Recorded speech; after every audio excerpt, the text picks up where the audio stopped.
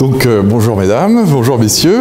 Donc je me présente, je me représente, je m'appelle Olivier René et les gens sont très curieux, mais quelle est votre formation, qu'est-ce que vous a amené à travailler là-dessus, avez-vous des compétences ou non, etc. etc. Alors, bon, ma formation de base, bon, bah, c'est, on va dire, la prestidigitation. Alors la prestidigitation, évidemment, n'a rien à voir avec la littérature, même si effectivement, cela m'a amené à la littérature. Mon travail pendant une vingtaine d'années, c'était de proposer l'univers du ciné-magicien de la lanterne magique au numérique. Donc je présentais la démarche de Georges Méliès quant à son travail sur l'univers du cinéma. Voilà. Alors évidemment, ça m'a emmené dans toute la Seine maritime, en Haute et Basse Normandie, un peu partout sur ce créneau. Et donc je suis arrivé alors, donc, en 2010 à me dire, mon père Olivier, tu as fait un peu le tour de la Haute et Basse Normandie, il va peut-être falloir que tu t'intéresses à autre chose, parce que tu arrives à 45 ans, ton travail, il faudrait peut-être te renouveler. Et c'est comme ça que j'ai eu cette question. Je me suis posé une question, je lui ai dit, mais ton travail, il vient d'où ton travail? Donc de fil en aiguille, j'en ai conclu, j'ai découvert, parce qu'à l'époque, je n'avais pas forcément la culture générale pour le savoir, que en fait, mon travail était issu de l'Égypte antique et que c'était associé, la magie était associée à une des fonctions de la médecine égyptienne, qui en avait trois. Donc au niveau de la médecine, on a la pharmacopée, la chirurgie, la magie. Donc la magie, la prestidigitation, est issue d'une des trois techniques médicales de l'Égypte antique. Et donc j'ai voulu un peu travailler le sujet et de fil en aiguille, j'en suis arrivé à Gustave Flaubert. Pourquoi Gustave Flaubert? Parce que Gustave Flaubert est rouennais, et que moi je suis rouennais aussi, et qu'à travers la ville de Rouen et la Haute et Basse Normandie, j'avais une opportunité commerciale pour vendre une exposition sur Gustave Flaubert. Et donc, je suis allé en Égypte et j'ai construit une exposition photographique avec cinématographique et aussi un spectacle de magie, puisqu'il y avait aussi ça dans le concept, autour du voyage en Égypte de Gustave Flaubert. Voilà, c'est comme ça que je me suis intéressé à Gustave Flaubert, de la prestidigitation à Gustave Flaubert. Et puis après, j'ai découvert que Gustave Flaubert adorait les saltimbanques, mais évidemment, il est fils de médecin, donc la médecine et la prestidigitation, c'était cohérent. Donc, très rapidement, je me suis mis à démarcher, à monter ce projet sur Gustave Flaubert et son voyage en Égypte. Alors, de fil en aiguille, je me suis retrouvé à présenter cette exposition au musée Flaubert. Alors pour moi, c'était quelque chose d'énorme. Si je voulais diffuser mon exposition un peu partout en Haute et Basse Normandie, j'avais, avec une présentation du voyage en Égypte de Gustave Flaubert au musée Flaubert, une garantie, une reconnaissance qui m'autorisait, qui me permettait de faire tourner ce concept comme celui-ci, donc de la lanterne magique au numérique. Donc pour moi, c'était vraiment fabuleux. Et donc je me suis, j'étais bien heureux. En plus, l'exposition a très bien marché. Donc elle a été présentée, le vernissage a eu lieu le 17 janvier 2013 au musée Flaubert. Et ça a marché du feu de Dieu. Et donc j'étais très content, et je pense que si tout s'était bien passé, jamais je me serais intéressé à la franc-maçonnerie de Gustave Flaubert. Jamais. Parce que c'était pas dans l'idée. Et pourquoi s'intéresser à la franc-maçonnerie de Gustave Flaubert? A priori, il n'y avait pas vraiment d'intérêt. Je faisais tourner le voyage en Égypte de Gustave Flaubert de ville en ville, et puis tout allait. Et donc, à ce moment-là, j'ai commencé à voir tous mes rêves s'écrouler au fur et à mesure, parce que très vite, je me suis aperçu qu'on voulait m'écarter de mon travail. Alors, je me suis dit, mais c'est pas cohérent. Et en réfléchissant, je me suis aperçu qu'il y avait une utilisation politique de l'œuvre de Gustave Flaubert par les politiciens locaux. entre autres le maire de Rouen. Donc vous savez, il y avait le maire de Rouen, sa femme qui était présidente d'une association, les Amis de Fleubert et Maupassant, la conservatrice du musée Fleubert qui faisait partie, qui était donc amie avec la femme du maire de Rouen et le maire de Rouen. Il y avait l'universitaire qui était donc très socialiste et qui tenait un peu tout ça. Donc quelque part, le fait qu'on ait un concept sur Fleubert qui tienne la route, eh ben ça le gênait parce que ça lui faisait un peu d'ombre au niveau de son aura d'universitaire. Et au bout du compte, on a essayé de me dégager mon truc. Et tous les contrats que j'ai pu faire autour de ça, les contrats que j'avais pas vraiment signés ou que j'allais signer, eh bien, les uns après les autres, je les ai vus s'écrouler. Et alors là, je me suis dit, mais qu'est-ce qui se passe? Et donc, moi, j'avais déjà eu des petits soucis avec mon boulot de magicien il y a bien longtemps, mais c'était du passé, quoi. Je me suis dit, là, j'ai affaire à des gens sérieux, cultivés, il n'y a aucune raison que je me retrouve avec ces gens-là. Si je leur apporte un gâteau avec des fraises et qu'il est beau, ils vont le manger, c'est sûr. Eh ben non, eh ben non. Et donc, moi, j'étais, pour me protéger un peu de tout ça, moi, j'étais déjà rentré en franc-maçonnerie, mais j'étais pas rentré sur Rouen, j'étais rentré sur Paris, parce que je regardais les choses de loin, pour éviter, parce que j'avais déjà eu des problèmes, donc c'était pour moi une manière de me protéger et tout. Et donc j'ai voulu savoir qui était qui. Et en 3-4 coups de fil, le maire de Rouen, franc-maçon, la femme du maire de Rouen aussi. L'universitaire, non, pas l'universitaire, mais le mari de la conservatrice aussi. Hein, bon, enfin pas des. Et je m'aperçois qu'ils sont tous plus ou moins au Grand Orient, et qu'au bout du compte, il y a une résonance par rapport aux problèmes que j'avais eu avant. Dans mon travail de précipitateur, et maintenant je m'en sortirai jamais. J'étais un cauchemar. Et là, je me suis dit, mais il y a un truc que j'ai pas pigé. Et puis j'ai eu la rage. Et puis je me suis dit, je vais pas me laisser faire. Et c'est comme ça, mais vraiment par hasard, que je me suis dit, intéressé à la franc-maçonnerie de Gustave Fleubert, parce que j'avais été un peu malmené. Et qu'est-ce qui s'est passé? Et bien après, il s'est passé des tas de trucs. La première chose, c'est l'histoire de ce tableau. Alors, j'avais fait pas mal de publicité sur Facebook et sur le fait que j'avais présenté mon exposition au musée Fleubert. Et il y a un marchand niçois qui a acheté ce tableau. Il l'a acheté à New York, et comme moi, il se retrouve un peu... Enfin, il ne savait pas moi que j'avais des problèmes, hein, parce qu'il était niçois, moi j'étais rouennais, et lui, il a du mal à faire reconnaître ce tableau comme étant le tableau de Gustave Fleubert par l'universitaire en question. Il refuse absolument de reconnaître que c'est Gustave Fleubert. Alors, il me demande, est-ce que vous acceptez de m'aider en faisant la promotion de ce tableau comme étant Gustave Fleubert? Je dis, bah oui, d'accord, oui, effectivement, je trouve que c'est Gustave Fleubert. Et avec lui, on mène une bataille contre l'universitaire de ce petit club, hein, des Amis de Fleubert et Maupassant, et on gagne. On réussit à faire reconnaître ce tableau comme étant celui de Gustave Fleubert. Et sans le savoir, je venais de me bagarrer pour se faire reconnaître ce tableau de Gustave Fleubert, et sans le savoir, j'avais dans les mains Gustave Fleubert en franc-maçon. Alors, je veux dire, il y a un truc complètement fou. Alors, on va voir ça tout à l'heure, hein, pourquoi c'est Fleubert en franc-maçon.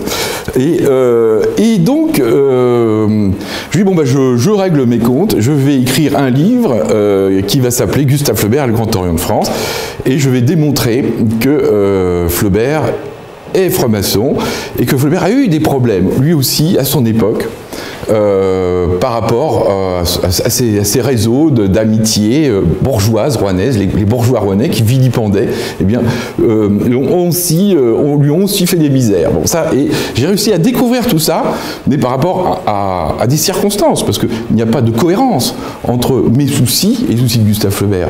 Il n'y a pas de désir, de recherche raffinée entre le fait que Fleubert soit franc-maçon et mes problèmes. Mais c'est l'ensemble des événements qui ont amené à cette découverte. Alors après, je me suis renseigné par rapport à certaines personnes qui étaient des érudits sur place. d'après ce qu'ils m'ont dit, c'était connu, Flaubert était maçon, mais il ne fallait pas que ce soit révélé. Pourquoi? On va le voir au cours de cette conférence. Donc voilà un peu la présentation générale, comment j'en suis arrivé à m'intéresser à la franc-maçonnerie de Gustave Flaubert. Donc, on va maintenant parler, donc là on va voir le tableau de Gustave Flaubert. Donc le personnage qui a peint ce tableau s'appelle Pietersz, un portrait de Gustave Flaubert qui a été fait en 1856 et qui a été fait non pas à Croisset, mais à Paris dans son salon turc. Voilà. Donc là, Flaubert avait un appartement à l'époque où il était célèbre. Donc là, c'est en plein, je crois que c'est après ou à cette époque-là, il était dans tous les salons littéraires parisiens. Il connaissait très bien l'empereur, il était ami avec la princesse Mathilde, enfin bon. Donc il avait un appartement à Paris, et donc ce portrait a été fait à Paris, dans son appartement parisien, voilà, par un dénommé Pietersz. Donc, bon, on va voir la suite.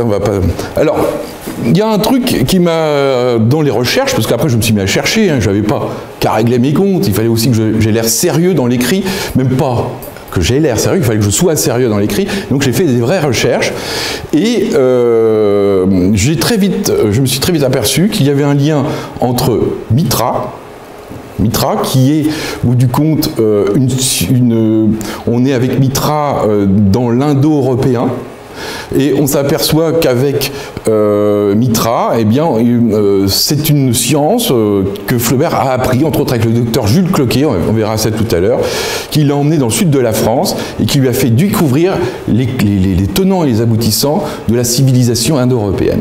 Alors, Mitra. Alors ici, on a un tableau qui fait penser un peu au tableau de l'UMP. Je ne sais pas si vous voyez la similitude. J'ai pris un petit truc. Le bleu, le blanc, le rouge.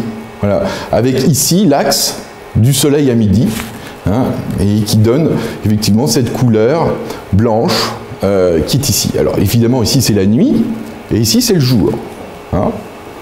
D'ailleurs, quand l'initié à Mitra se baigne dans le sang du taureau, il se baigne dans le soleil qui se lève, dans le soleil levant. C'est une renaissance, attention. Donc il y a tout est lié à ça. Alors, ce culte de Mitra est associé à une science qui s'appelle la hiéroastronomie. Alors, qu'est-ce que la hiéroastronomie? Bien, la hiéroastronomie, c'est l'étude des astres par les anciens, et à travers ça, l'existence d'une divinité, du divin, dans le mouvement des astres. Et ici, on a ça a résumé avec ce moment privilégié qui est à 90 degrés, on verra à quoi ça correspond tout à l'heure, et qui résume un peu, en quelque sorte, ce qu'est Mitra. Donc, au bout du compte, le drapeau français est fondamentalement indo-européen, puisqu'il va du bleu, du blanc, le blanc, l'axe du soleil à midi plein, au rouge, les couleurs de l'aube. Le pays du soleil levant, chez les Japonais, c'est blanc et rouge. Voilà, blanc et rouge, donc parce qu'eux, ils négligent la nuit, c'est le pays du soleil levant, il n'y a pas de ténèbres, et on regarde donc le drapeau japonais, blanc, rouge. Donc les Japonais sont aussi baignés dans une culture indo-européenne. Voilà. Et donc pour le drapeau, c'est pas rouge, blanc, bleu, non, c'est bleu, blanc, rouge, donc on va des ténèbres vers la lumière. Voilà. Donc voilà, alors on voit que par rapport à la tenue de Gustave Flaubert, il y a un lien. Et on verra aussi que dans l'œuvre de Gustave Flaubert, la Saint-Antoine, c'est ça aussi. La tentation de Saint-Antoine, c'est totalement cette idée de la hiéroastronomie, du démon aussi, le démon qui est en soi, qu'il va falloir combattre et puis qu'il va falloir apprivoiser. Et toute cette doctrine indo-européenne fait partie de l'œuvre de Gustave Flaubert. Donc là, Mitra, la question indo-européenne, eh bien, elle est aussi, ce sont les bases intellectuelles de la franc-maçonnerie du 19e siècle, du début du 19e siècle, même oui, on va dire, oui.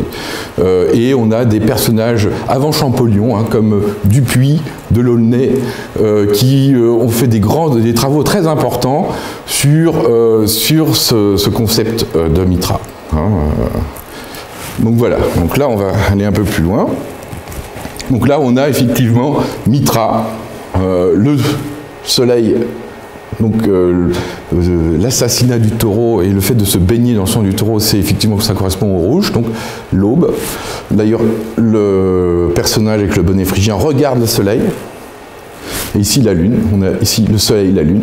Et on retrouve au bout du compte, à travers ce tableau, hein, qui est un tableau qui vient certainement de Pompéi, hein,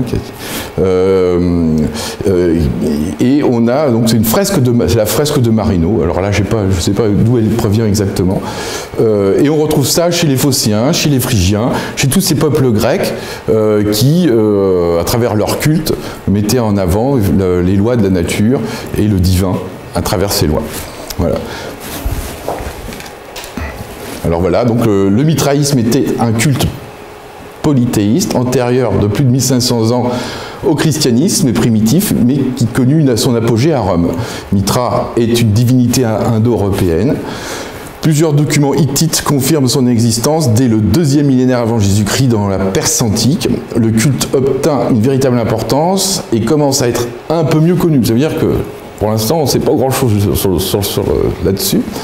Il se développe à Rome, probablement à partir du 1er siècle de notre ère, sans que l'on sache exactement comment il est venu, introduit dans l'Empire. Bon, selon l'historien Plutarque, le mitraïsme serait arrivé en Italie lors des expéditions de Pompée contre les pirates de Cilicie. Toutefois, il semble que son introduction fut plus tardive, diverses hypothèses existent à ce sujet. Alors en Italie, à ce sujet, on retrouve souvent des chapelles construites sur des anciens, comment on pourrait dire, des anciens temples de Mitra. Et en règle générale, ces chapelles sont associées à Saint-Antoine.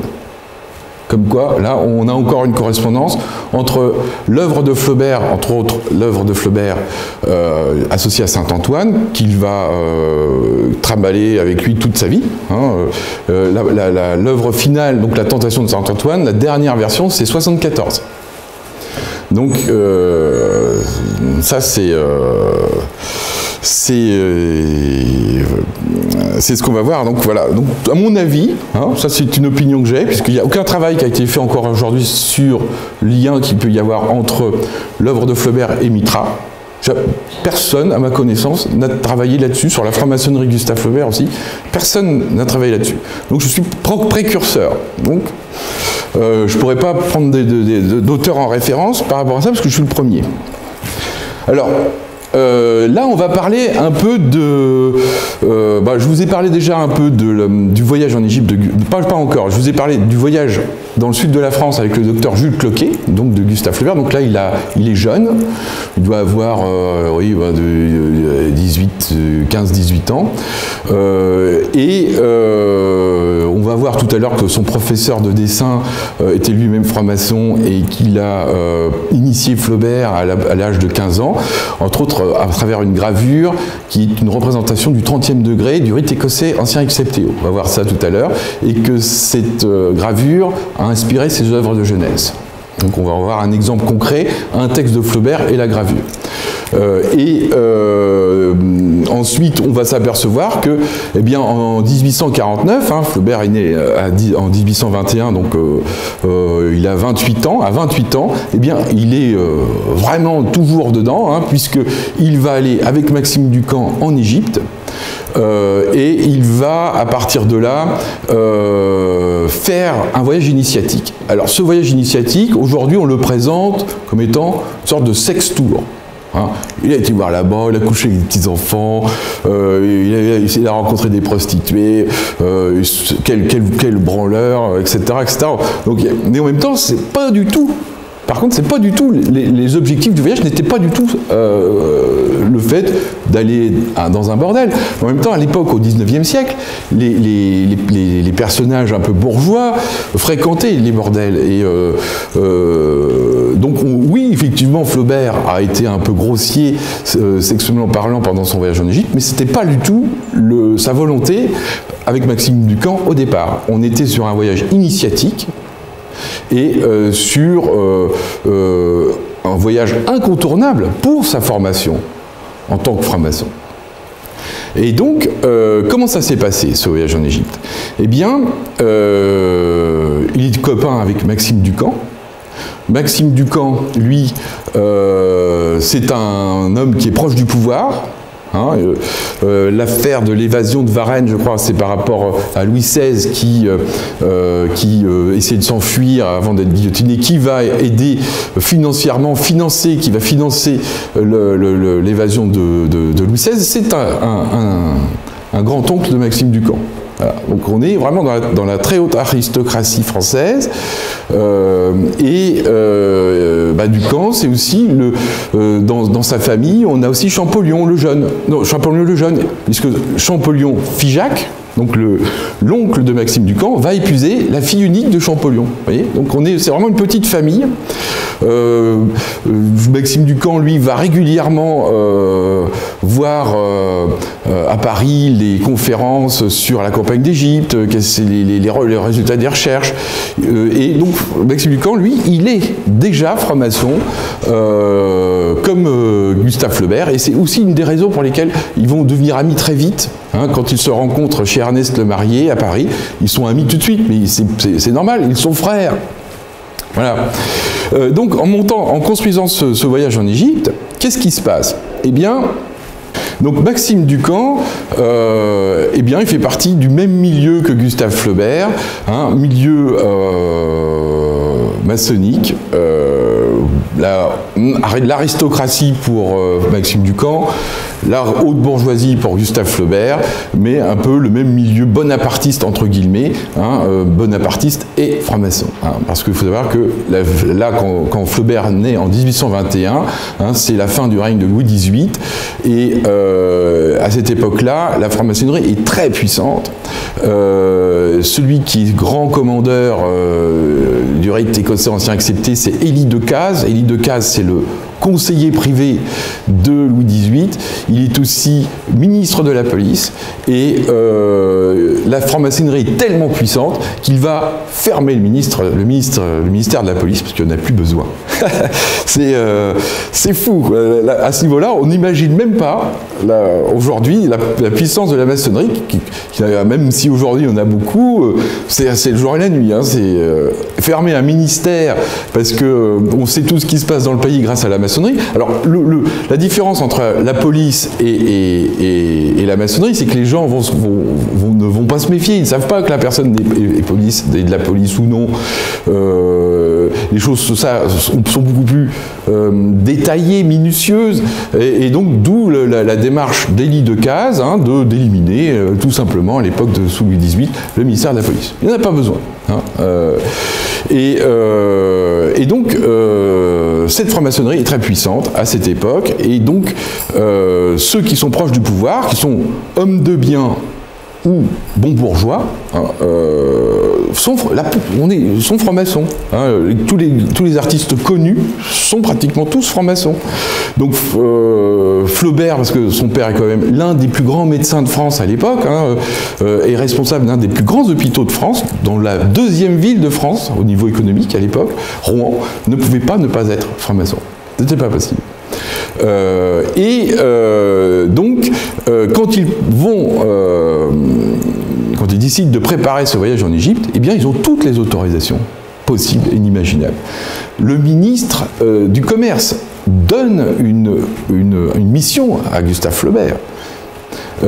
Maxime Ducamp reçoit de l'Institut des sciences de Paris une mission aussi, photographier les temples d'Égypte à l'identique des gravures de la campagne de ce livre qui est la description d'Égypte, qui est écrit après la campagne de Bonaparte. Ils ont une mission officielle. C'est l'État français qui les emmène en Égypte. Et à l'époque, hein, comme je vous l'ai dit, la franc-maçonnerie était hyper puissante. Et bien, qui contrôle l'Égypte et qui soutient Mehmet Ali en 1849? Donc là,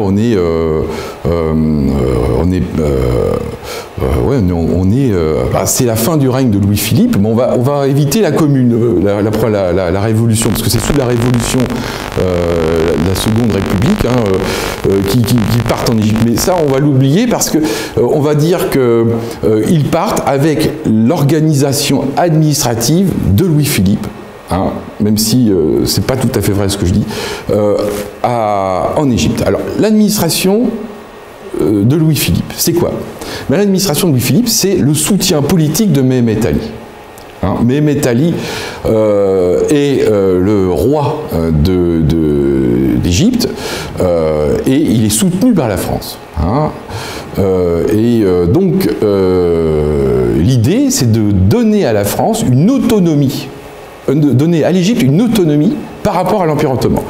Mehmet Ali réclame l'hérédité au niveau de la royauté en Égypte, il réclame l'autonomie de l'Égypte et réclame aussi l'extension de son empire. Bon, je ne vais pas trop rentrer dans ce détail historique, mais là où je veux en venir, c'est que ceux qui soutiennent politiquement Mehmet Ali sont tous francs-maçons et ils font partie du Grand Orient arabe. Donc, d'où le logo du Grand Orient arabe ici. Et ce sont des hommes, des scientifiques. Donc on a entre autres Lambert Bey qui est le bras droit du Père Enfantin. Le Père Enfantin, là on est dans le saint-simonisme. Lambert Bey qui va créer la première école polytechnique égyptienne, à Boulac. On a Clobet, un Marseillais. Donc Clobet, médecin marseillais, qui va être envoyé en Égypte et qui va créer le premier hôpital en Égypte. Donc c'est lui qui est à l'origine de la remédicalisation de l'Égypte. Hein, il y a l'hôpital de l'Esbéquier, entre autres, il va aussi créer une école de médecine en Égypte. Il va aussi créer une école de sage-femme. Donc Clobet, on a aussi le général en chef de l'armée de Mehmet Ali qui s'appelle Soliman Pacha. Et Soliman Pacha, eh bien, c'est un Français, un agent secret de Bonaparte, à l'époque de Bonaparte, et il est chef des armées de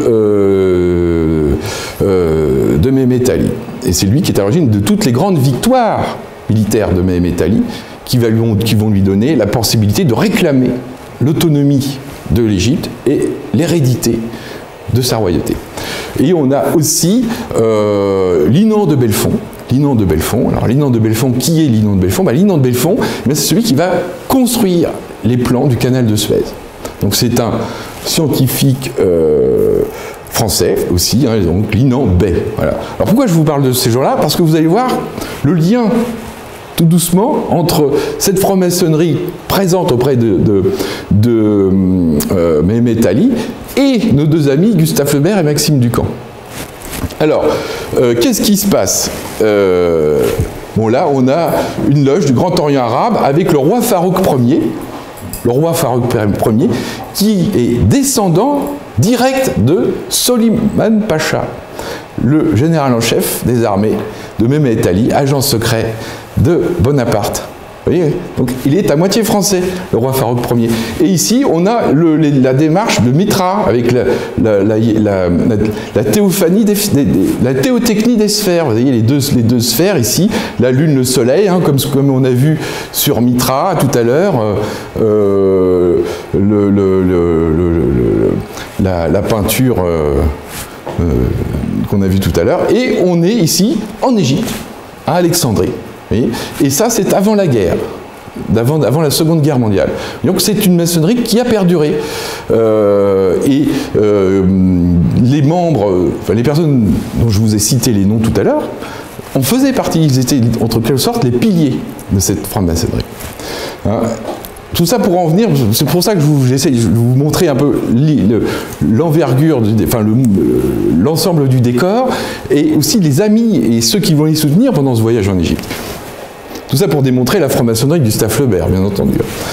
Alors là, on a un texte d'un dénommé Delaunay, qui nous parle de la franc-maçonnerie, qui nous montre un peu ce qu'est la franc-maçonnerie selon lui. Alors on a l'Arc de Triomphe, hein, à l'été, et on voit aussi que là c'est pas le lever du soleil, c'est le coucher du soleil. On voit que l'édifice a été construit selon les doctrines de Mitra, et même l'architecture parisienne est dedans. Hein. Donc là, on est sur des constructions haussmanniennes, hein, sachant que Haussmann était saint-simonien, hein, mais je vais peut-être pas développer la question du saint-simonisme dans cette conférence. Ici, on a la pyramide avec Orion, encore une fois, hein, le concept de hiéroastronomie, concept qui va traverser les âges jusqu'à nos jours, et qu'on retrouve dans la loge, ici.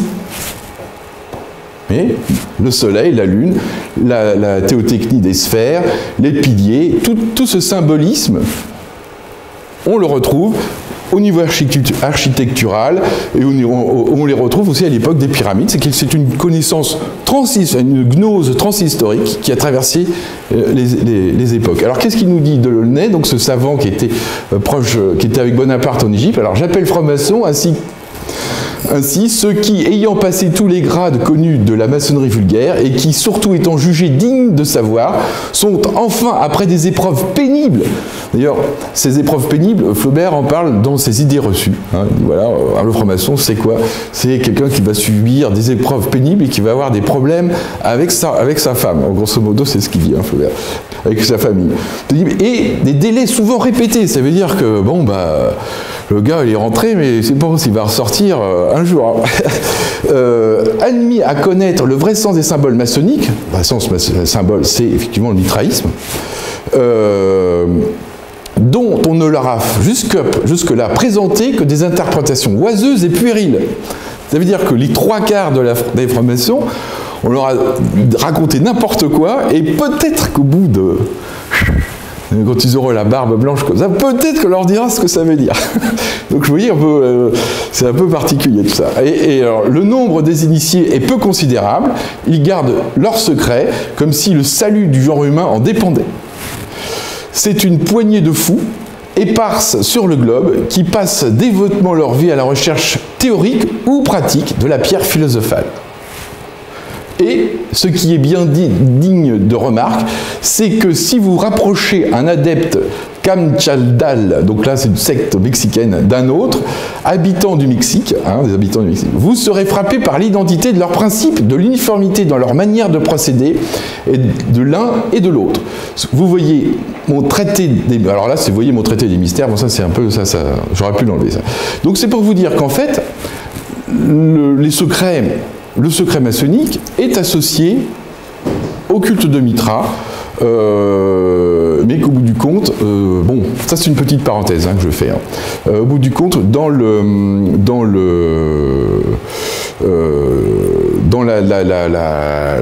fond, il y a très peu de gens qui connaissent en maçonnerie les secrets. Ils sont très très peu. Hein.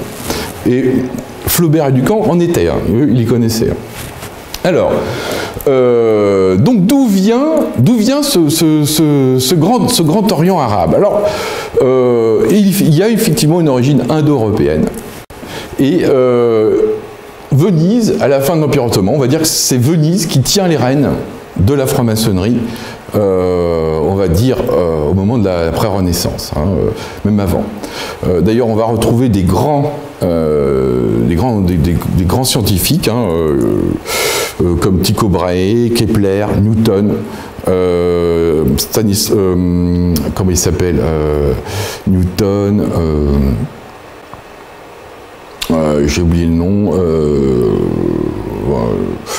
Tycho Brahe, je dis, enfin bon, peu importe, hein, il y a pas mal de scientifiques, hein, ils sont tous allés à Venise, et à partir de là, on s'aperçoit aussi que c'est par rapport à Venise que cette grande loge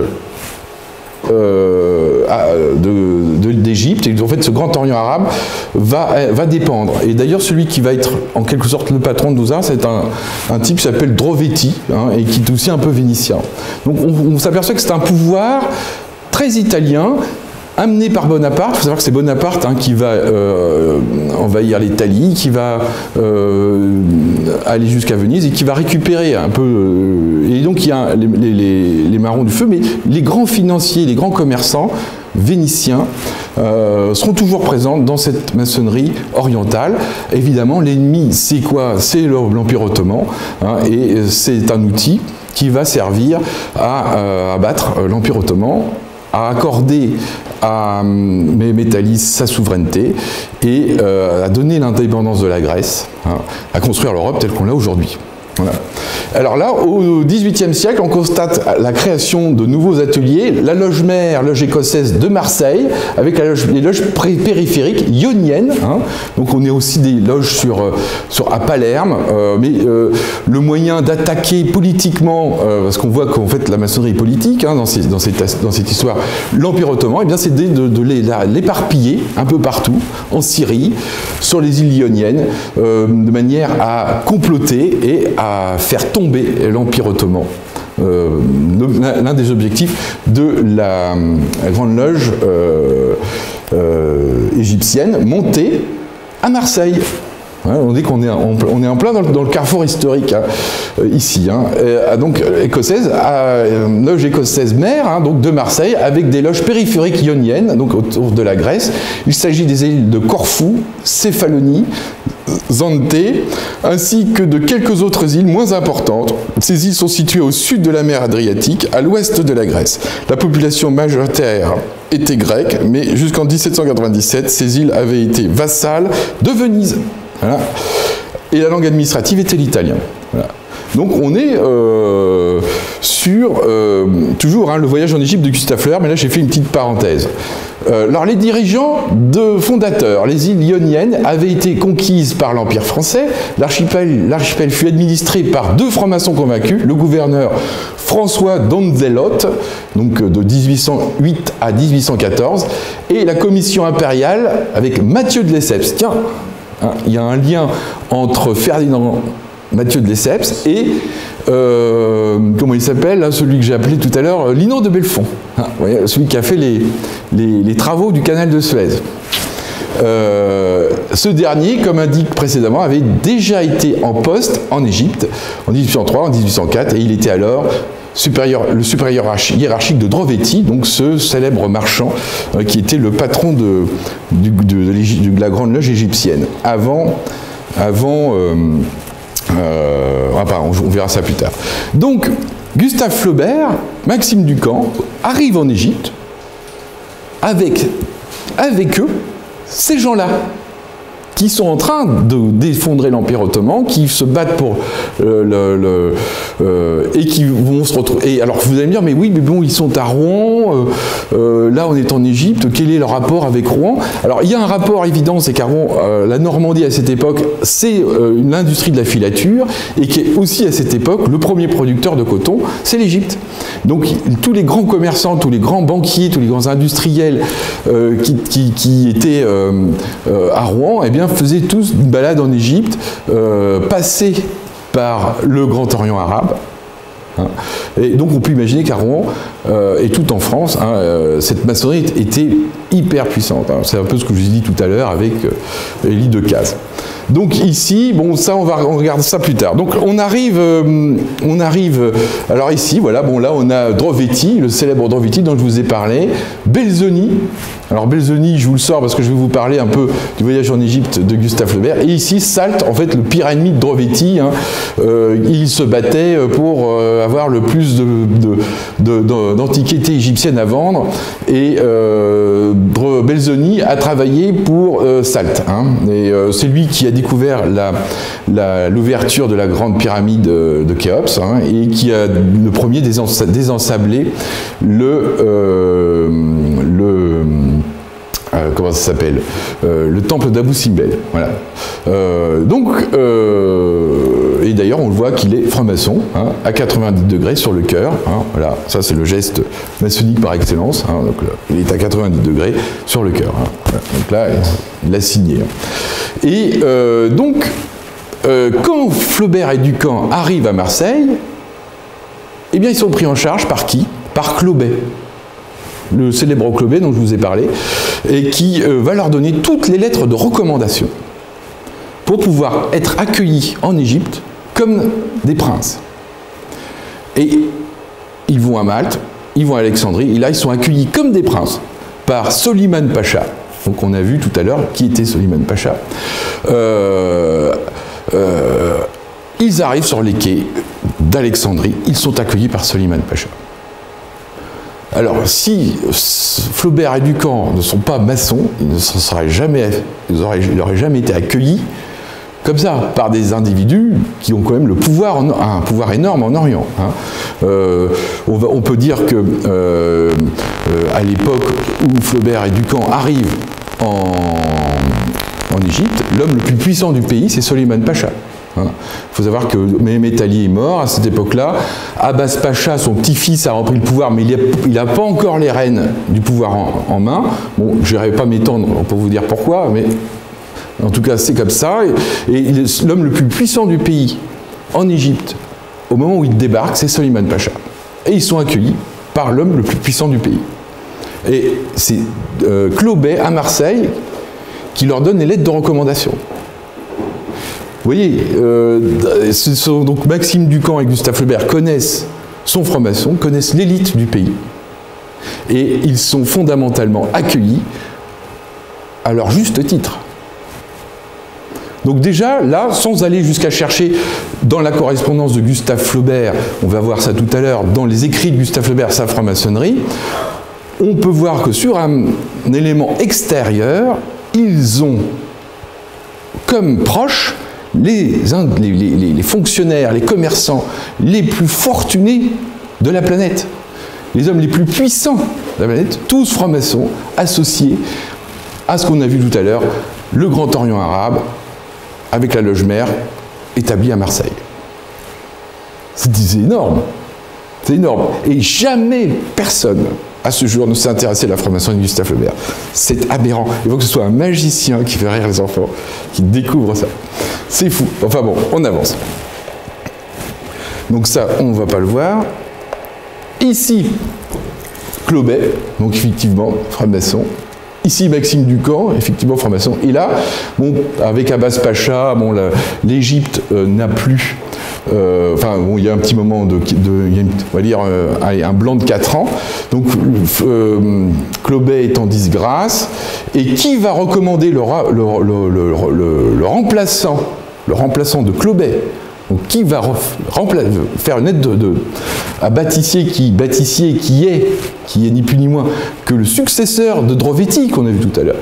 Qui va faire la lettre de recommandation pour le remplaçant de Clobet? Eh bien, c'est Maxime Ducamp. Vous voyez, là, on voit tout de suite. On voit tout de suite la position de ces gens-là et leur position maçonnique. Hein. C'est une lettre que j'ai achetée sur eBay. Et effectivement, quand on lit la lettre, hein, on comprend tout de suite que tout ça n'est pas le fruit du hasard. Sur eBay, vous voyez, c'est un truc de fou. Hein, monsieur, mon cher Bâtissier, le remplaçant de Drovetti. Un document historique. Intéressant, parce que comme j'écris plusieurs bouquins, c'est intéressant d'avoir ce genre de document. Alors, voilà, donc ça, lettre de recommandation de Maxime Ducamp à Bâtissier, consul de France en Égypte, et remplaçant de Drovetti. Voilà. Donc c'est complètement fou. Quoi, ça. Alors on avance. Donc ça c'est rien. Voilà. Donc là on a un peu Gustave Flaubert. Hein. Gustave Flaubert à l'âge de 15 ans. Gustave Flaubert avant de partir en Égypte. Gustave Flaubert à son retour en Égypte. Là, Gustave Flaubert un peu plus âgé. Donc il est né le 12 décembre 1821. Et il est mort le 8 mai 1880. Donc ça c'est un petit rappel rapide. Et le tableau de Gustave Flaubert. Hein, on voit bien que c'est lui. Hein, d'ailleurs, il a été reconnu, hein, finalement, hein, peint par Pietersz. Voilà, Pietersz, photographe, peintre, photographe rouennais. Hein, Donc celui-là, il n'existe vraiment. Alors voilà, donc on va partir, on va essayer de s'intéresser d'un peu plus près à ce tableau parce que c'est fondamentalement Flaubert en franc-maçon. Alors on a vu tout à l'heure ce tableau bleu, blanc, rouge, hein, où on a la nuit, le soleil à 90 degrés, l'aube, le rouge. On retrouve ça dans le tableau de Gustave Flaubert. Alors on a ici George Washington en 1870, Vénérable Maître. On s'aperçoit que les couleurs sont similaires.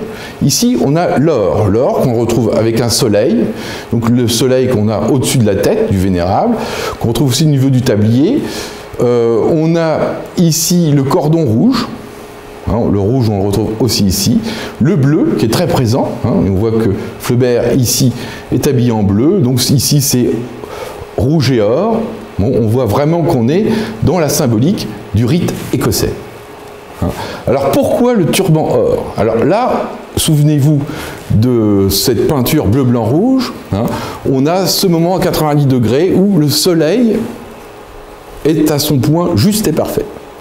Ça signifie que Flaubert a été initié et que cette énergie, entre guillemets, solaire, a été en quelque sorte rectifiée et qu'il est, on pourrait dire, hiérophante. Voilà.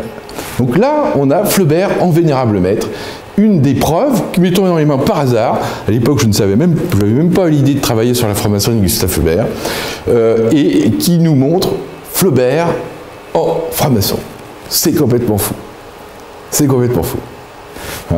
Et ici, bon, bah, là c'est facile hein, de voir qu'il y a une corrélation entre ces couleurs et ici aussi les couleurs rituelles. Alors le soleil au-dessus de la tête, hein, qu'est-ce que c'est? Or, le soleil au-dessus de la tête, il est là.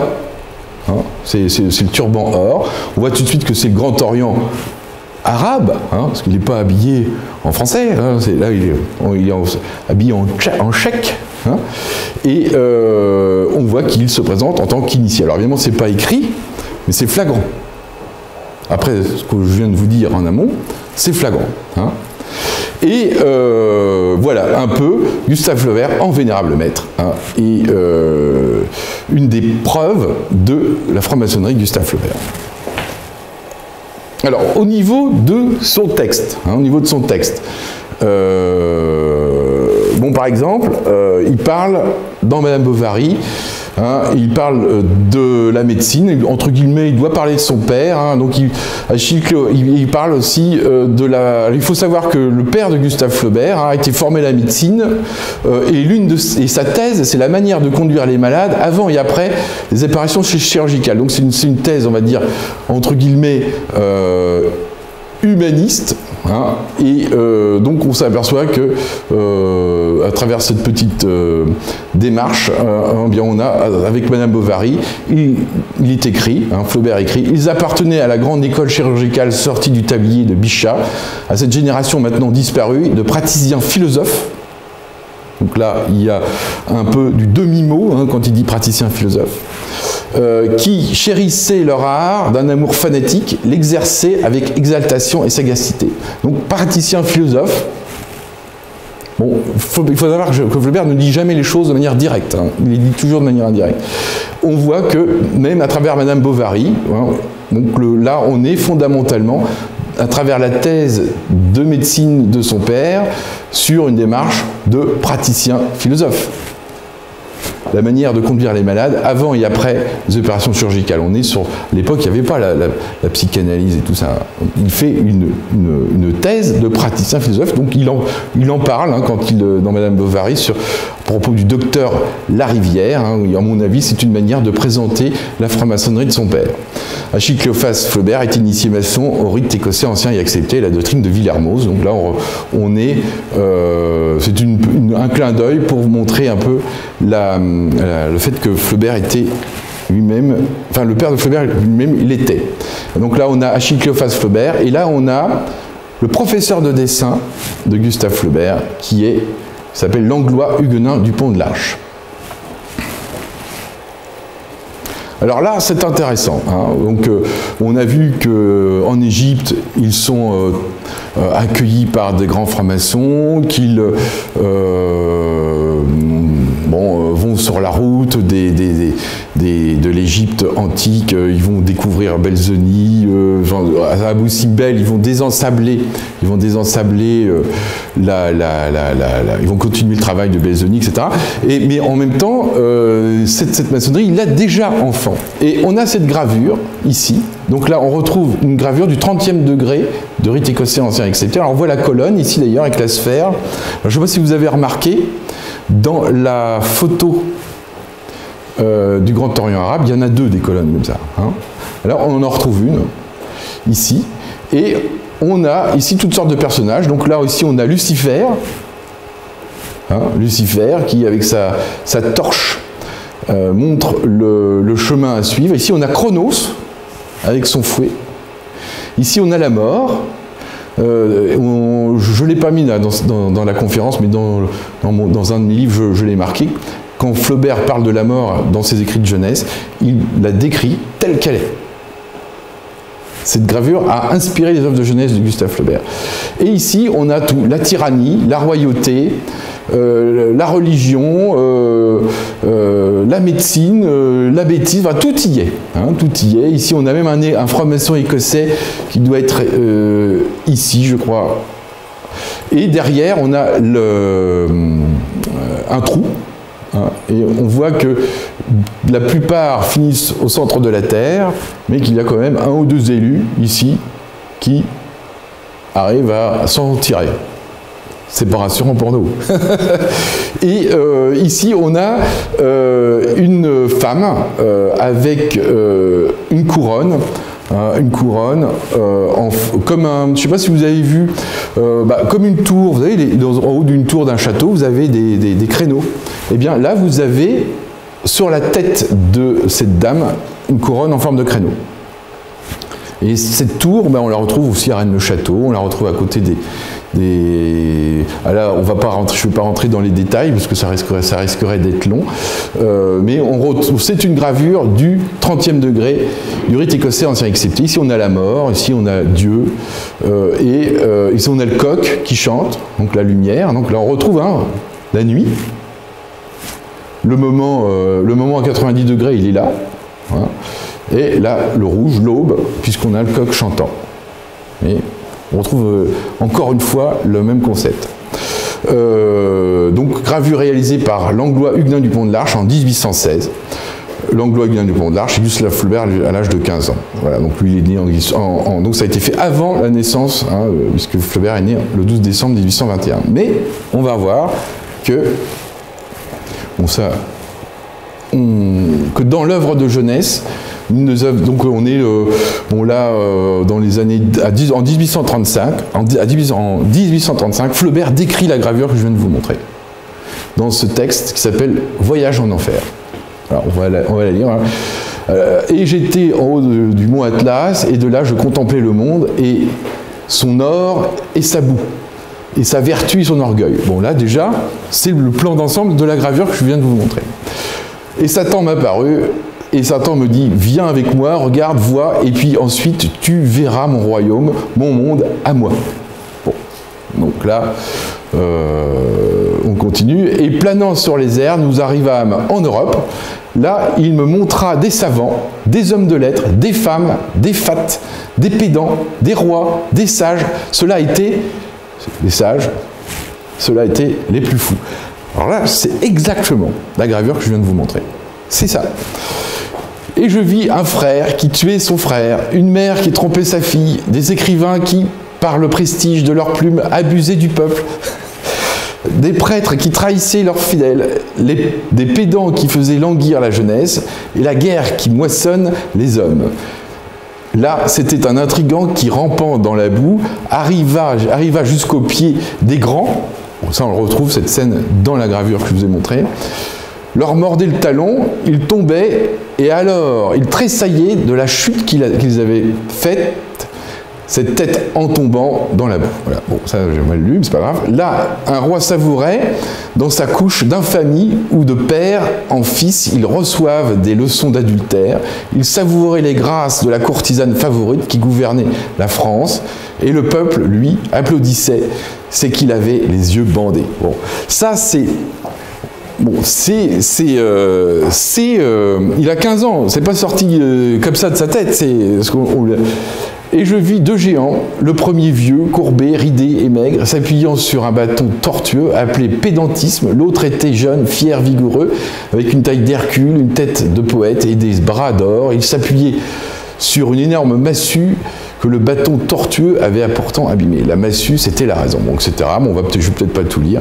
Mais en fait, tout ça pour dire que l'œuvre de Genèse de Gustave Flaubert s'inspire essentiellement, alors d'abord de Jules Cloquet, et surtout de Langlois Dupont de l'Arche, qui lui a montré un certain nombre de gravures qu'il a tout simplement décrit. Voilà. Donc ça, ok. Autre petite preuve de la franc-maçonnerie de Gustave Flaubert, hein, bon, ça c'est au moment de l'éducation sentimentale, il termine son ouvrage, et lorsqu'il a terminé la rédaction de l'éducation sentimentale, le 16 mai 1869, à 5h moins 4 minutes, il écrit à Jules Duplan, « Fini mon vieux », bon, je sais pas, il y a eu toute une lettre avant. Jules Duplan lui répond, « Maintenant, on peut dire que vous êtes passé maître », alors passé maître c'est un terme maçonnique, c'est être 4e degré, donc passé maître, donc maître, apprenti, compagnon, maître, maître secret, 4e, passé maître. Voilà, là c'est pour une preuve. Penser au compagnon fini, ça veut dire que, puisque tu es passé maître, pense au compagnon, parce que c'est à toi de transmettre. Dictionnaire des idées reçues, là on retrouve le texte de Delaunay. Franc-maçonnerie, encore une cause de la Révolution. Les épreuves d'initiation sont terribles. C'est la même chose que dit Delaunay. Quelques-uns en sont morts. C'est ce que dit Delaunay aussi. Cause de la dispute dans les ménages. Mal vu des ecclésiastiques, quel peut bien être son secret. Voilà. Bon, ça, c'est aussi un peu l'humour de Gustave Flaubert. Alors là, c'est une lettre à sa nièce du 5 décembre 1863 et il présente un peu tous ceux qui sont autour de lui et qui sont francs-maçons.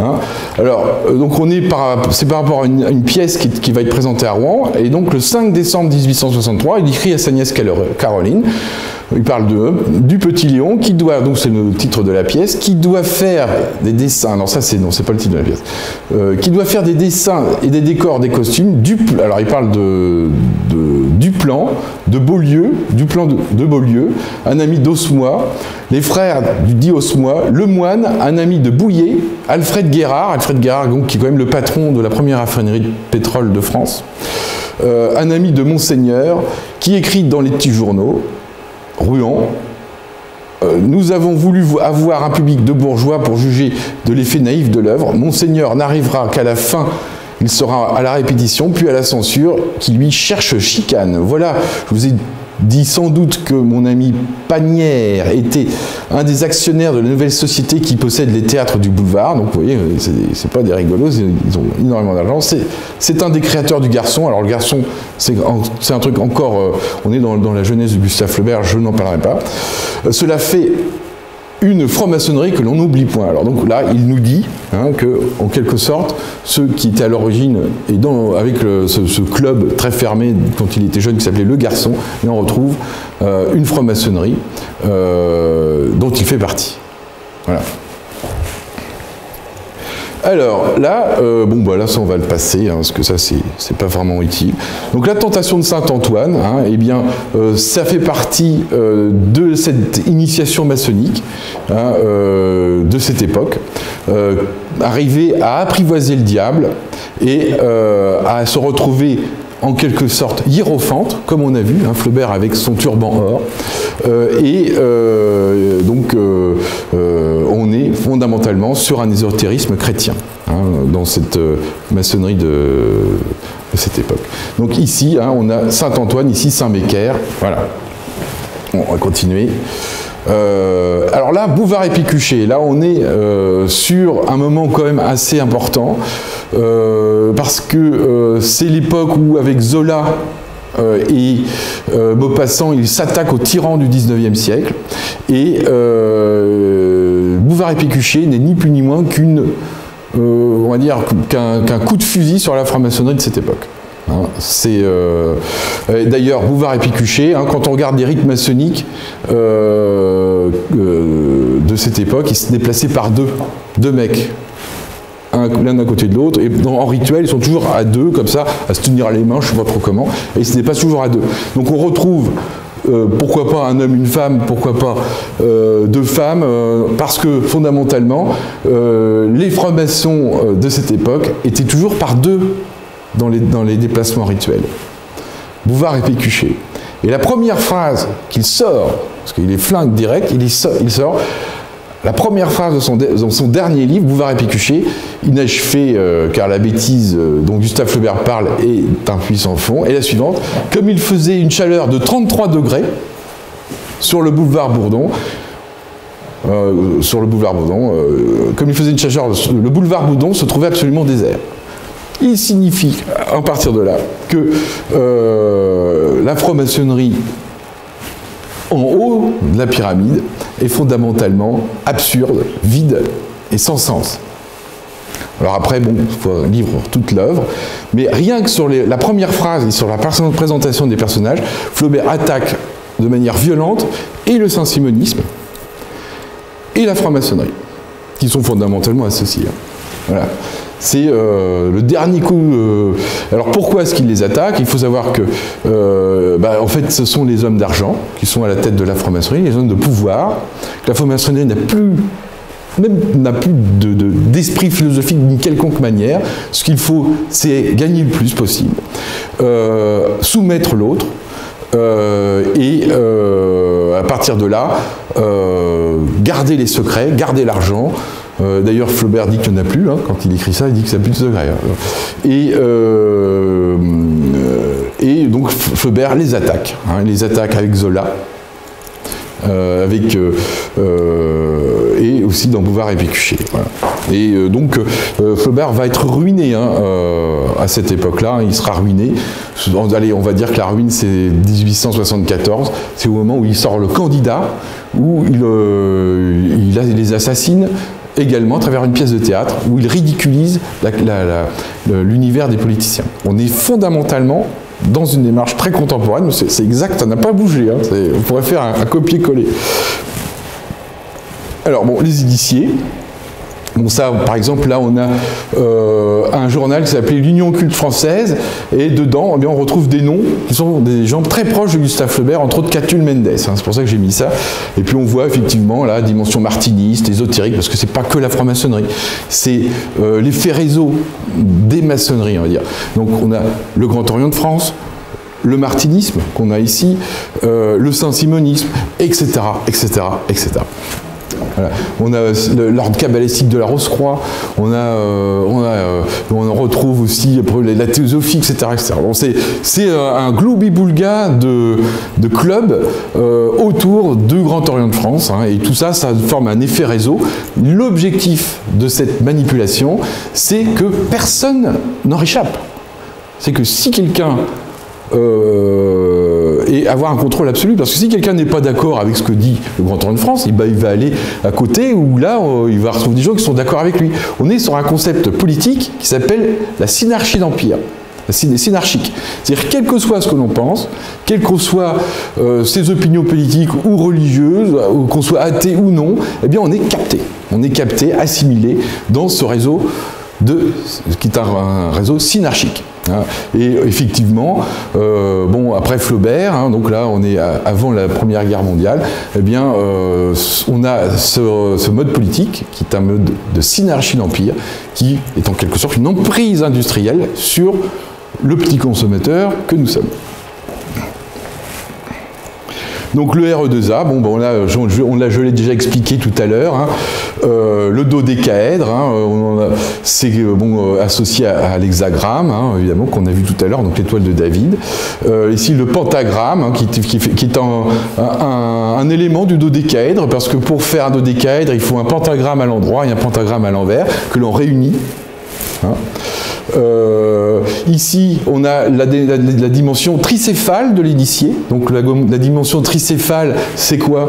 Eh bien, c'est le turban or que Gustave Flaubert a sur la tête. Hein. Gustave Flaubert est initié, il est hiérophante, donc il est tricéphale.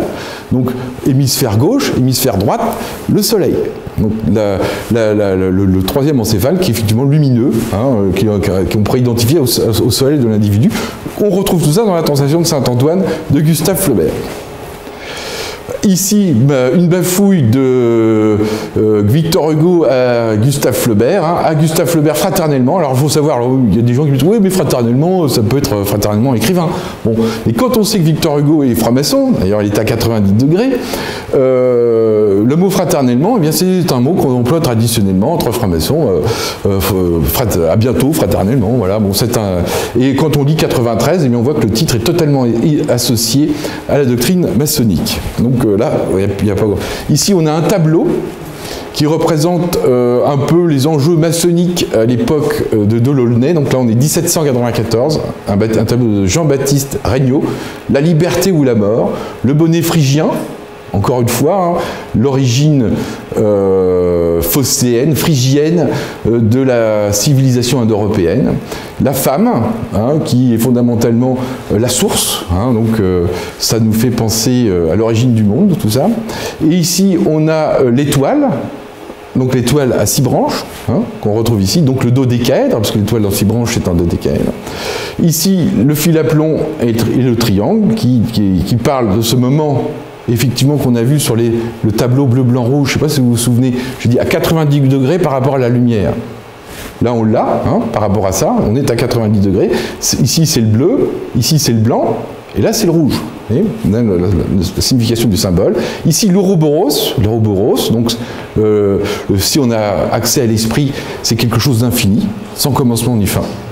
Et l'initié, avec cette flamme au-dessus de la tête, hein, cette flamme qu'on retrouve d'ailleurs dans le tableau avec Washington, où on a ce soleil or qui est au-dessus de sa tête.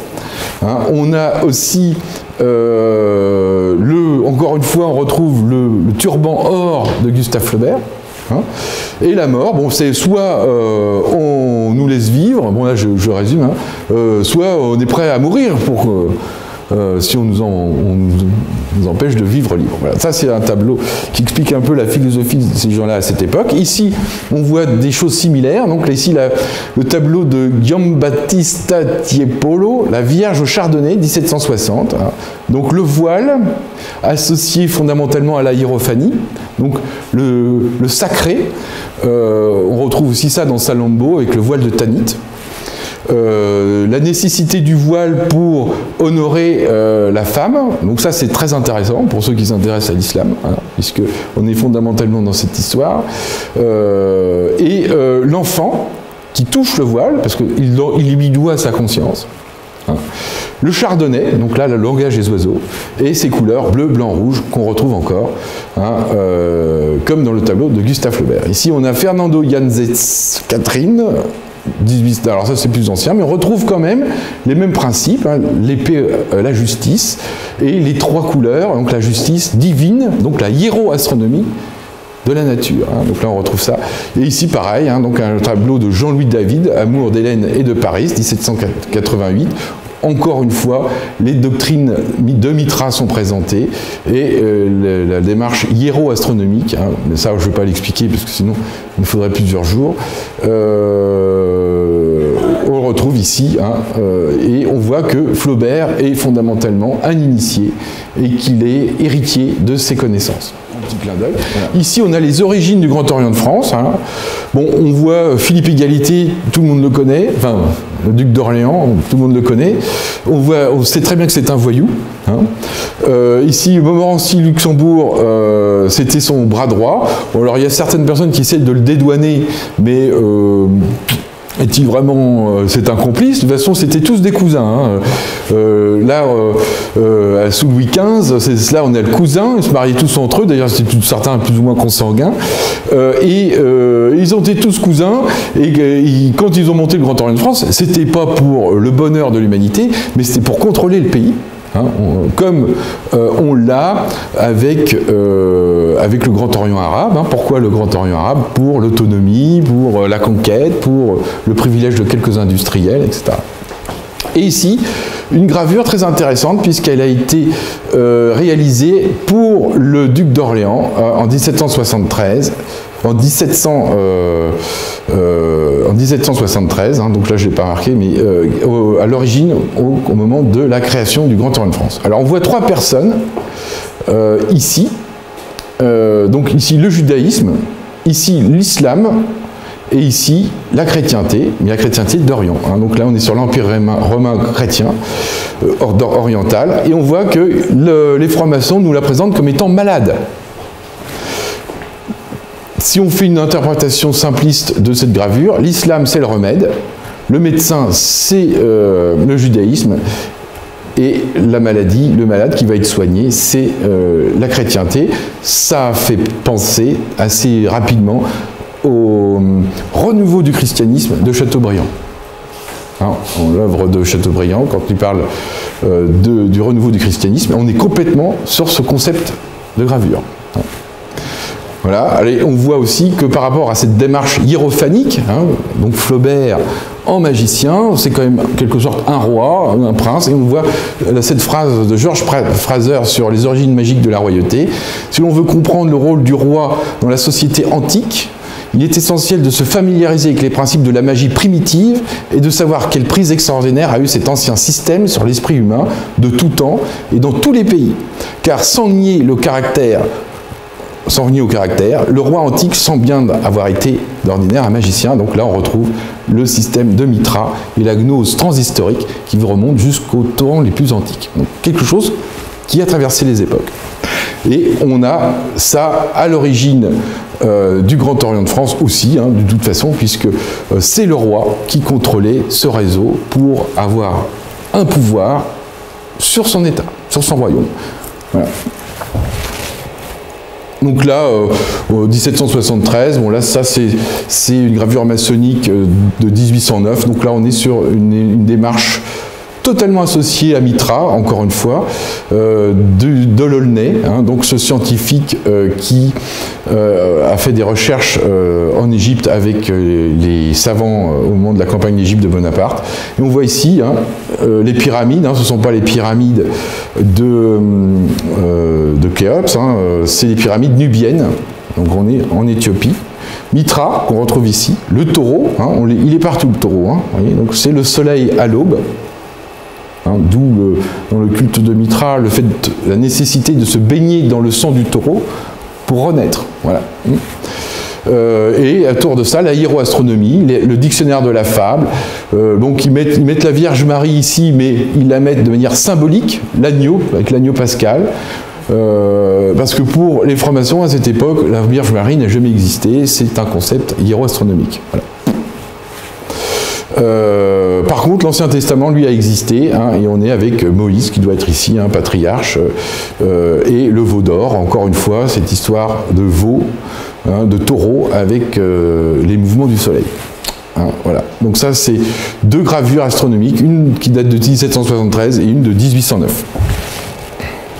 Voilà, donc là, le duc de Decazes, je vous en ai parlé tout à l'heure, hein, duc de Decazes, franc-maçon du Grand Orient de France, initié à la loge Anacréon en 1808, sous Bonaparte, à l'âge de 28 ans, sera grand commandeur du Suprême Conseil de France le 22 mai 1838 à sa mort. Il offrira à Louis XVIII, dont il était le confident, une médaille où était gravée la phrase « À Louis XVIII, roi de France, l'écosysme reconnaissant ». Bon, voilà, bon, ça, c'est-à-dire que même Louis XVIII en était.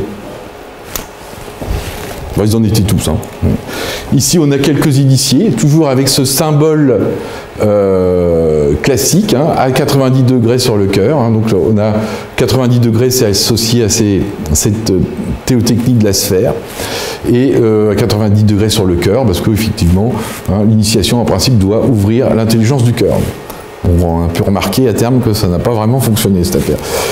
Donc Balzac, Chateaubriand, Musset, le docteur Jules Cloquet qui emmène Gustave Flaubert en redécouvrir dans le sud de la France les origines indo-européennes de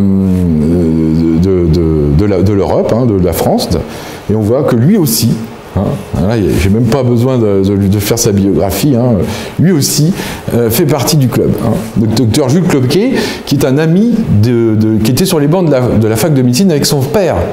C'est l'ami, et c'est aussi l'un des plus grands médecins français de cette époque. Et le docteur Jules Cloquet et le docteur Achille Cléophas Clobert ont fait leurs études de médecine ensemble. Voilà. Baudelaire, on le voit qu'il est aussi Maxime Ducamp, puis bon, là, on va pas en mettre toute la liste parce qu'il n'y a pas assez de place sur le mur.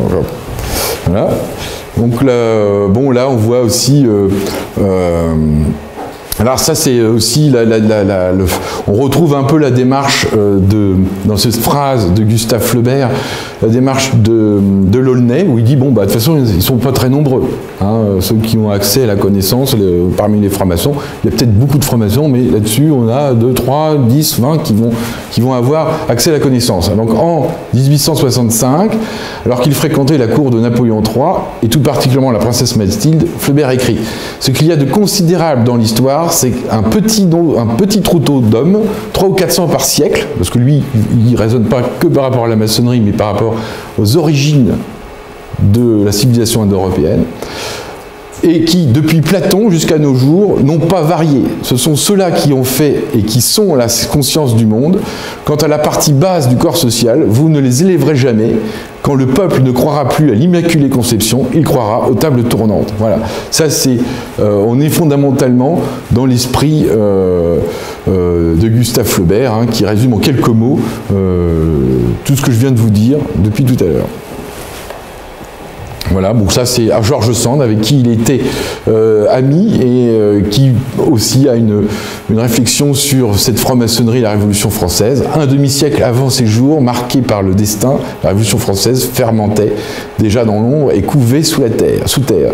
Elle numérissait dans les esprits de ses adeptes jusqu'au fanatisme, comme un rêve de révolution universelle. Bon, ça c'est, on retrouve aussi ça dans cette phrase dans le roman d'Alexandre Dumas, Joseph Balsamo. Voilà. Ici, la sphère, une sphère telle qu'on l'a sur les colonnes du Grand Orient arabe. Je ne sais pas si vous avez vu, les deux colonnes, il y a deux sphères. Donc ici, on voit effectivement le cercle divisé par, on va dire, par tranche de 30 degrés. Donc, en blanc, on a le 666, en noir, on a le 666. 666 en noir, 666 en blanc, et toute la théotechnie de la sphère associée à la hiéroastronomie.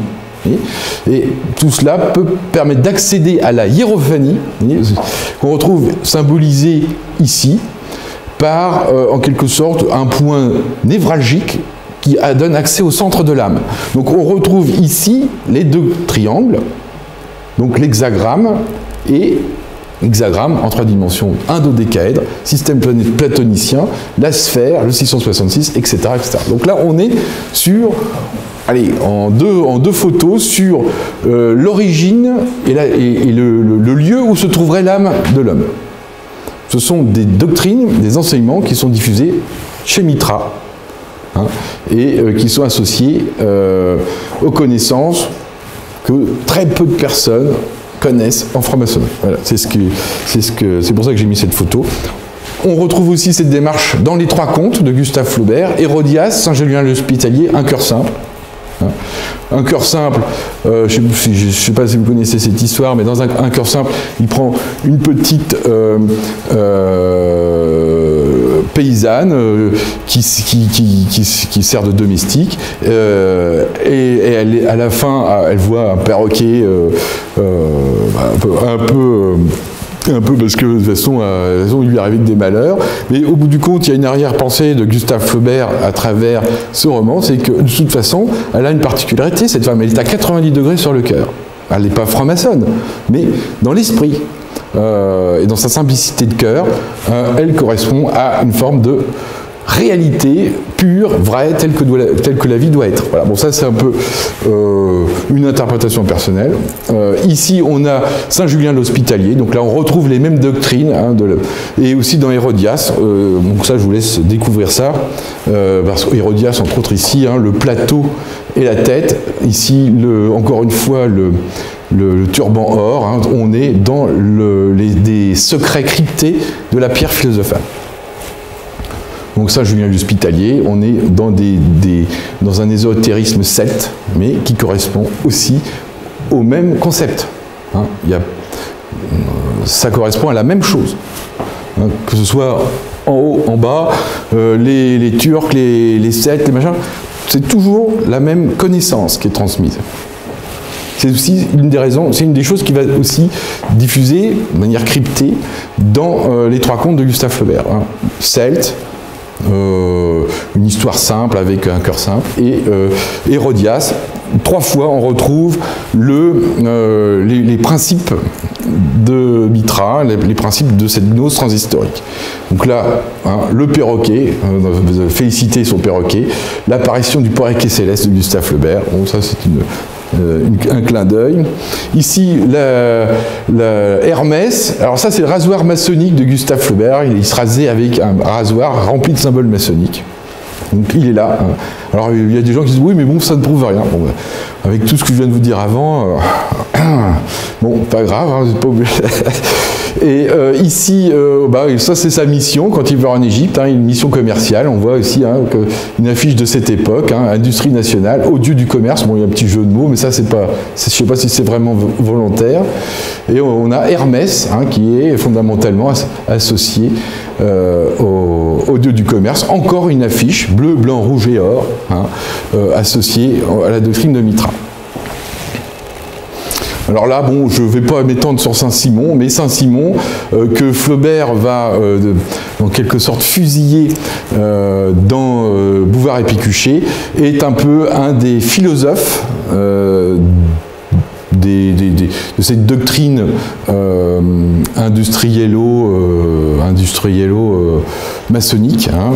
Et là, on a une petite phrase de Saint-Simon. « Toutes les institutions sociales doivent avoir pour objet l'amélioration physique et morale de la classe la plus nombreuse. » Loi de la gravitation, donc universelle, associée à Newton. Hein. Newton est l'un des maîtres à penser de Saint-Simon. Newton qu'on retrouve avec Tycho Brahe, etc., hein, comme je vous ai dit tout à l'heure, dans cette secte Rose-Croix qui est associée à l'Empire ottoman. Vous voyez, tout ce que je vous ai raconté, là, on le retrouve. Alors évidemment, la démarche utopique de Saint-Simon peut être intéressante, mais alors la lettre G, qui est aussi associée à la franc-maçonnerie, la lettre G, on la voit ici. Alors évidemment, c'est un concept fondamentalement beau sur le papier, mais on voit bien que sur les 2 siècles et demi auxquels on a été confrontés à ces gens-là, que tous leurs travaux nous ont amenés au bord du précipice. Hein. La Première Guerre mondiale, la Deuxième Guerre mondiale, la désacralisation du vivant. On voit que même si l'idée pouvait sembler positive à travers cette phrase de Saint-Simon au départ, eh bien, au bout du compte, hein, on risque de danser raide à terme. C'est ce que dit Gustave Flaubert dans Bouvard et Pécuchet. Voilà. Voilà, alors là, encore un petit clin d'œil, alors que Alfred Guérard était un ami intime, un ami personnel de Gustave Flaubert. Plus de Louis Bouillet que Gustave Flaubert, mais ça c'est pas grave. Et donc, pour vous montrer la puissance de ces gens, Alfred Guérard va monter la première raffinerie de pétrole de France, qui va s'appeler la Luciline, à Rouen, enfin près de Rouen, et il va exploiter le brevet Rockefeller du raffinage du pétrole lampant.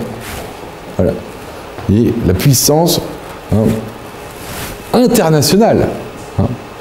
Là, on est à Rouen, le pétrole, première raffinerie de pétrole de France, le canal de Suez, on a vu le Grand Orient arabe, les États-Unis avec le pétrole, ils sont connectés sur l'international.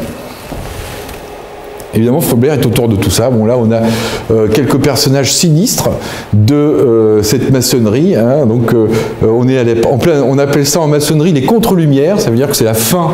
Donc, on est au milieu du 19e siècle et c'est la fin de l'utopie maçonnique, au bout du compte, et le triomphe des grands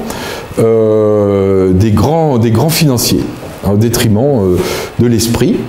Et on a Albert Pike, que tout le monde connaît, Crémieux, qui est un des précurseurs et l'un des responsables de la guerre d'Algérie, puisque dans le décret Crémieux, il donne la nationalité française aux juifs algériens, mais pas aux tribus algériennes.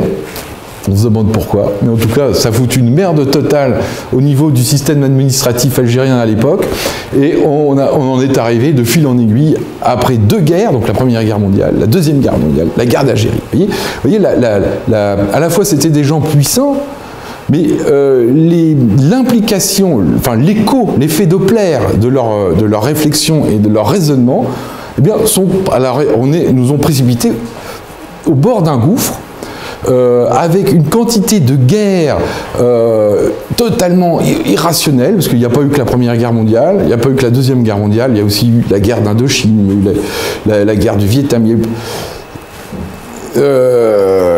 je crois je vais arrêter là. Donc la Mazzini, hein, donc lui qui est aussi un maître d'œuvre de cette maçonnerie associée aux contre-lumières.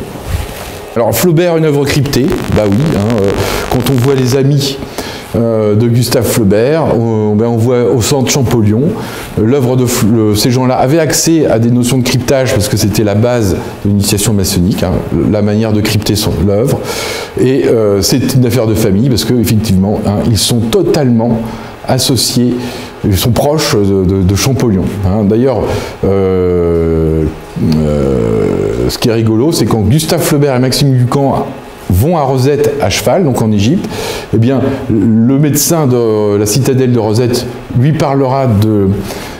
ça c'est une anecdote, hein, lui parlera de... comment on appelle, lui parlera de la thèse célèbre connue dans le monde entier, la thèse célèbre de son père, et lui évidemment bah, il ira sur les pas de son grand-oncle, hein, là où on a découvert la pierre de Rosette. Voilà, bon, la loge Saint-Esprit, ça on va laisser de côté. Alors ça, c'est dans des petites idées de cryptage. Hein. Est-ce que j'ai raison ou pas? Est-ce que je me suis planté ou pas? C'est pas grave, je vous le montre, on sait jamais. Donc là, dans ses mémoires, Madame Campan signale que Marie-Antoinette cryptait son courrier à l'aide de Paul et Virginie, de Bernardin de Saint-Pierre, publié en 1789. C'est aussi les prénoms des enfants qu'il a eus avec sa première épouse, Félicité, Didot. Et on retrouve dans Un cœur simple, 2 enfants, qui s'appellent Paul et Virginie, et comment s'appelle la servante, s'appelle Félicité. Alors, est-ce qu'il y a un lien, est-ce qu'il n'y a pas un cryptage historique, peut-être, dans l'œuvre de Flaubert? Ça, c'est à creuser. Et l'île se passe sur l'île de Bourbon. Bon, voilà. Bon, ça, c'est un clin d'œil. Hein. Paul et Virginie sont les enfants dans Un cœur simple. La servante s'appelle Félicité, hein, c'est ce que je viens de vous dire. Prénom similaire, étrange. On retrouve les mentions de Paul et Virginie dans d'autres livres de Flaubert et de Maupassant. Félicité est également le nom d'une loge maçonnique, le neveu de Félicité et Mousse, qui se trouve être le premier grade dans la loge Félicité. Vous voyez ? Donc là, on commence en creusant, là je vous dis Flaubert maçon, mais derrière, qu'est-ce qu'il y a derrière? Et simplement en donnant un petit coup de pinceau, de poussière, on voit des choses apparaître quand même assez curieuses. Début du 19e siècle, le trésorier de la loge du Saint-Esprit s'appelait Bouvard. Bouvard et Pécuchet, est-ce qu'il y a un lien? Hein? Ce serait, la loge du Saint-Esprit serait la loge de Gustave Flaubert. Ça, j'en ai pas la preuve. Serait, je parle au conditionnel. Sans oublier Camille Bouvard, qui, avec Ratiné, a mis au point une célèbre table de logarithmes qui débouche sur les algorithmes. Alors, voilà, bon, est-ce qu'il n'y a pas... bon, tout ça, c'est pas du sûr, ce sont des idées que j'ai balancées. Pécuchet, quant à lui, était un comptable qui a joué un certain rôle lors de la faillite de son neveu, hein, Comenville, le mari de Caroline. Hein, Caroline de Comenville. Donc ici, on a Caroline de Comenville et Monsieur de Comenville. Donc cette responsable de la petite industrie du bois dont Flaubert était l'actionnaire majoritaire. Et à force de s'attaquer à ces grands bourgeois rouennais, eh bien Flaubert s'est retrouvé, à mon avis, en difficulté financière et en a été victime. Et il a été ruiné. Voilà, donc on a bientôt terminé. Donc là, ça c'est Gustave Flaubert, le Grand Orient de France, le livre qui est ici, le tome 2, qui va sortir, qui est prêt, hein, qui s'appelle Le voyage en Égypte, le pacte des grenouilles. Et là, je travaille sur le tome 4, hein, où je révèle un peu les principes du culte de Mitra et le lien entre les principes du culte de Mitra et l'œuvre de Flaubert. Voilà. tout mon travail. Donc là, c'est moi en mage oriental. Donc là, je fais aussi tout ça pour vendre mon spectacle de magie orientale. Et ici, on a la sphère, la colonne, l'homme plume, hein, et Gustave Flaubert. Ici, et on voit un peu le... Bon, ça, c'est ma démarche artistique. Hein. Là, on est dans une démarche artistique autour de l'œuvre de Flaubert. Hein, et mon ambition, c'est de faire un spectacle de magie et de vendre une exposition. Bon, ça, c'est... Après avoir écrit 4 bouquins. Bon, voilà.